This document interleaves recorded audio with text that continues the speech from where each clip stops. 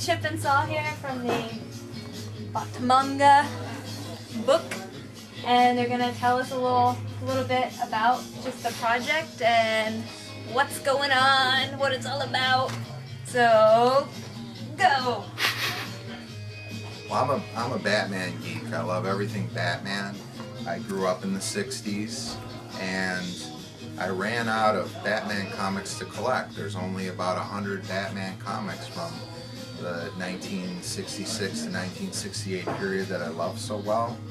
And so in order to feed my collecting habit, I branched out to other countries, and Japan loved Batman as much as we did here in the United States.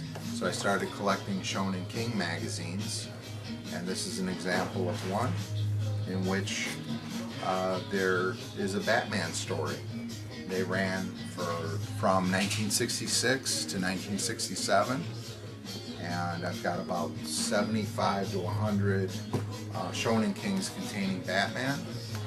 Chip saw them and fell in love with the artwork and the style, and we started thinking about putting together a book.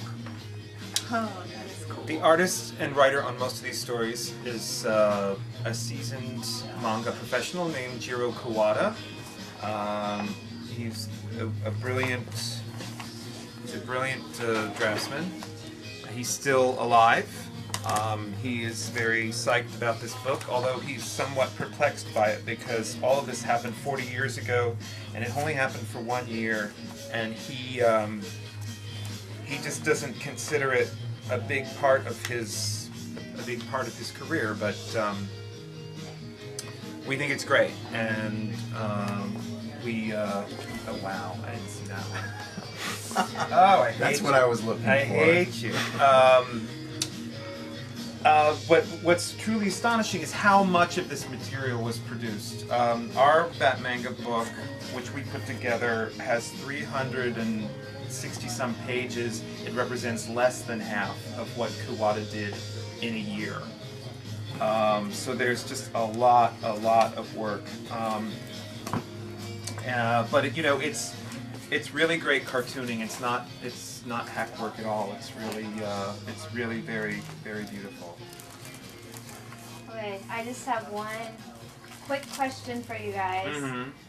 As we all know, Batman is supremely awesome. I didn't know what you were going to follow that up with. And secondly, Japan is also freaking amazing, just in general. Yeah. So are you Agreed. guys afraid that this book could possibly be too awesome? Yes, we were worried that it was going to spontaneously combust when we finally bound it all together. Make readers' heads explode. And make readers' heads explode. But so far, there haven't been any lawsuits to that extent. Because they're dead. But the other really cool thing about this is, to me, like, as cool as this book is, and it is really cool, yeah. It's a great all ages book. Like, you can give this to any kid of any age and say, here, have fun, here's Batman and Robin.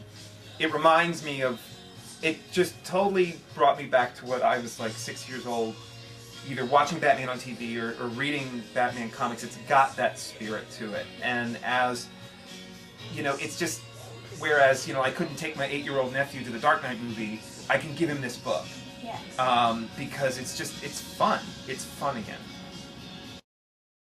Producer's estate of the Batman television show, William D'Angelo, and it's a very risque take on a Batman script, which is just used to draw for a child. And it was the largest piece of mango. Just by comparison, they're usually about 1/10 the size of this. Mango. Another example. So beautiful. Here we have your Batman shoes, which I've never tried on. This is an original Shonen King magazine from which the stories that are contained in Bat Manga appear. Here's the splash page from this particular Shonen King. Beautiful splash page. 1, 2, 3. Bat Manga! Woo!